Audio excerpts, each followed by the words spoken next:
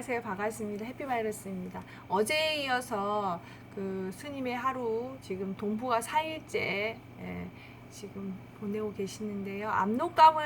압록강을 넘어온 북한 난민들 연결해서 읽어드리도록 하겠습니다. 1960년대까지만 해도 북한이 남한보다 더 잘 살았어요. 1970년대에 들어오면서 남북이 서로 비슷해졌고요. 그런데 1980년대에 들어오면서 남북한 체제 경쟁이 아주 심해졌습니다. 특히 88 올림픽을 전후로 해서 남한 경제가 고도로 성장하면서 북한도 서울의 모습에 맞먹을 수 있도록 평양을 건설하기 시작했습니다. 서울과 체제 경쟁을 하면서 비경제적 분야에 힘을 쏟았고 특히 능력에 넘치게 건설 투자를 한 게 첫 번째 원인입니다. 두 번째 원인은 남북 간의 군비 경쟁입니다. 남쪽에서는 일찍이 박정희 대통령이 국방자주화를 통해 엄청나게 군수산업을 일으켰죠. 그래서 북한도 그에 맞서 군수산업을 일으켰는데 한국은 국방비가 GDP의 2~3%라면 북한은 30% 정도가 되었습니다. 이런 국방비의 과다한 지출이 타격이 컸어요. 세 번째 원인은 주체사상과 김일성 신격화입니다. 중국과 소련의 갈등 속에서 주체적으로 가야 한다고 주장하면서 중국파도 쫓아내고 소련파도 쫓아내고 권력을 독점하면서 주체사상을 내세웠습니다. 그런데 도가 좀 지나쳤어요. 김일성을 신격화하면서 주체탑과 동상을 세우고 주체연구소를 만들고 아프리카 같은 제3세계의 주체연구소를 만들고 경제적 지원을 하는 등 비경제적 분야에 돈을 많이 썼습니다. 이러한 사실들이 북한 경제가 내적으로 허약해진 계기가 됐습니다. 체제 경쟁의 산물이라고 볼 수 있죠. 그런데 1980년대 후반부터 소련이 해체되고 동유럽이 붕괴되기 시작했어요. 이로 인해 북한의 모든 수출 판매가 멈춰버렸어요. 자본주의 사회와의 교역은 미국의 봉쇄 전략 때문에 모든 길이 막혔고 동유럽과의 무역도 전부 붕괴되어 버린 거예요. 북한에서 만들어 수출하던 상품들이 1990년대 초에 태산같이 쌓인 채 그냥 썩어갔습니다. 그리고 중국은 시장 경제화 해버렸어요. 그래서 중국과 외상 거래하던 게 다 없어지고 이제는 전부 현금 거래를 해야만 하게 되었습니다. 이런 과정에서 북한의 외화가 다 떨어져 버렸어요. 외화가 없으니까 석유를 수입하지 못하게 돼서 에너지난이 생겼습니다. 에너지난이 생기니까 전기 공급이 중단되었고 전기 공급이 중단되니까 모든 공업이 멈추었고 비료 생산을 못했습니다. 비료 생산을 못하니까 연달아서 농업 생산량이 떨어졌고 농업 생산량이 떨어지니까 노동자에게 배급을 못 줘서 노동자들이 굶어 죽기 시작했습니다. 점점 더 식량 사정이 악화돼서 이제 농민들까지 식량이 떨어지는 지경이 되었습니다. 국가의 최소 유지를 위한 식량을 우선 가져가 버리니까 그 식량을 생산하는 농민들까지도 식량이 부족해진 거예요. 1995년부터 1997년까지의 이 시기를 북한 사람들은 고난의 행군이라고 부릅니다. 이 고난의 행군 시기에 수백만 명이 굶어 죽는 비극을 겪게 됐습니다. 우선 북한 내부에 원인이 있었고 미소 간의 경쟁에서 공산권이 밀려버린 국제적 환경 변화로 인해 직접적인 타격을 입은 외부적인 원인도 있었다고 볼 수 있습니다. 제가 생각할 때는 첫째, 북한 지도부의 잘못입니다. 어찌됐든 국민이 굶어 죽는 것은 막아야 하는데 그러질 않았으니까요.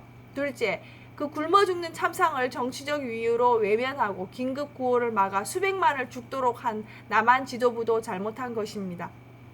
통일된 뒤에는 다 역사적 평가를 받을 거예요. 그 당시에는 민족사적으로 이건 엄청난 범죄다 이렇게까지 얘기를 했습니다. 가을에 낙엽 떨어지듯 사람이 막 죽어가는데 그걸 외면했으니까요.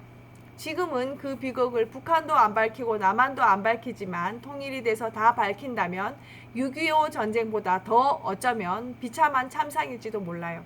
수많은 북한 난민들이 우리가 지금 지나가는 이곳으로 넘어와서 산속을 숨어 다녔어요. 이 산속에서 얼마나 많은 사람이 죽었는지 알 수가 없습니다. 장백에 살던 조선족 할아버지 집에서 아침에 나가보면 이런 옥수수 밭에서 애들이 기어 나오면서 아바이 아바이 살려주시오 이러고 탑이 있어서 탑산이라 부르는 뒷산에 올라가 보면 무덤 옆에 부처님 고행상처럼 갈비뼈가 앙상한 여자가 아기를 안고 있었어요.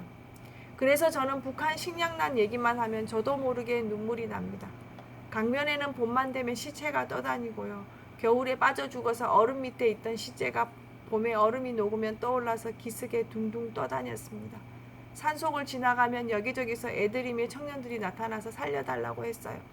좋은 곳들에서 북한 난민을 도와줬다는 영수증이 남아있는 경우만 해도 2만 명이 넘습니다. 우리가 했다기보다 중국 조선족 어른들이 해주셨죠. 지금은 다 70대, 80대가 돼서 걸음도 겨우 걸을 정도지만 20년 전에 그분들이 정말 엄청난 일을 하셨어요. 우리는 뒤에서 난민을 지원할 수 있도록 난민이 필요로 하는 물자를 공급하였습니다. 그때 대학 다니다가 그만두고 이곳에 와서 북한 난민 돕기에 매진했던 젊은이들도 있었어요. JTS에서는 북한 아이들의 영양 실조를 면하게 하려고 낮은 선봉에 영양식 공장을 마련해서 계속 물자를 지원했고 온성에 비료를 공급해서 식량을 증산시키는 일도 했습니다. 그렇게 열심히 북한 난민들을 돕는 활동을 하다가 어느 날 중국 정부의 국경법 위반으로 잡혀서 결국 중국에서 추방되면서 더 이상 활동을 할 수 없게 됐습니다. 그때 북한 난민 돕기를 했던 분들이 저한테 이렇게 절규했습니다. 스님, 우리가 하는 일은 죽어가는 사람을 살리는 일이지 않습니까?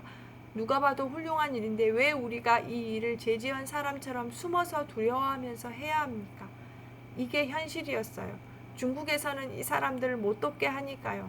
중국법에는 이 사람들을 돕는 게 범죄에 속해요. 국경관리법에 위반되거든요. 당시에 북한 난민들도 이렇게 말했어요. 옛날 일제강점기 때는 눈물의 두만강이었다면 지금은 피눈물의 두만강이다. 역사기행을 시작하면서 북한 사람들이 굶어 죽는 줄을 알게 됐고 북한 동포를 돕고 중국 조선족 동포를 돕기 시작했는데 이 조선족 동포들이 북한 난민들을 많이 도왔습니다. 당시 중국 조선족 동포 사기 사건이라고 들어보셨을 거예요.